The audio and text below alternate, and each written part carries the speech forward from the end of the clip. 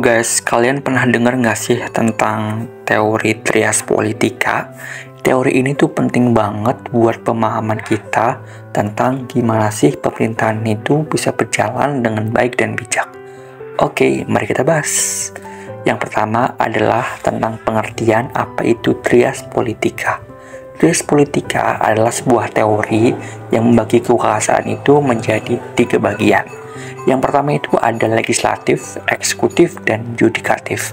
Teori ini pertama kali dikemukakan oleh Montesquieu dari Prancis. Yang pertama kita bahas tentang legislatif. Legislatif adalah bagian pemerintahan yang bertugas membuat undang-undang. Di banyak negara, ini adalah tugas dari seorang parlemen atau dari seorang DPR. Mereka diskusi dan berdebat untuk bikin hukum yang mengatur kehidupan masyarakatnya di setiap negaranya masing-masing. Kemudian yang kedua adalah eksekutif.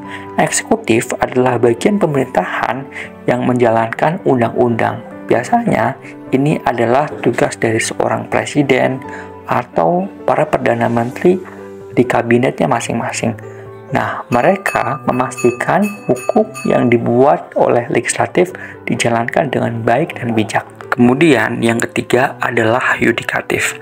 Yudikatif adalah bagian pemerintahan yang menginterpretasikan undang-undang dan mengadili kasus-kasus hukum. Ini adalah tugas dari pengadilan dan para hakim jaksa. Mereka memastikan hukum dapat diterapkan dengan seadil-adilnya. Montesquieu percaya bahwa memisahkan kekuasaan ini penting untuk mencegah penyalahgunaan kekuasaan. Dengan begitu, nggak ada satu pihak yang punya kekuasaan secara mutlak dan sepenuhnya. Dan ini bisa saling mengawasi dan saling menyeimbangkan.